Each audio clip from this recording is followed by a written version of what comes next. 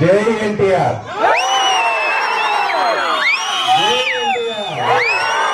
జై చంద్రబాబు నాయుడు, జై నరేంద్ర మోడీ, జై వాల్మీకి, జై బీసీ, జై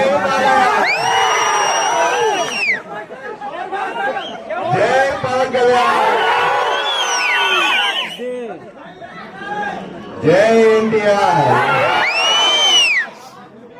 అయ్యా సరే, జైలు అయిపోయిన తర్వాత నా మాట కూడా ఒక 2 నిమిషాలు వినాలి. అయ్యా, నా పేరు డాక్టర్ పార్థసారథి.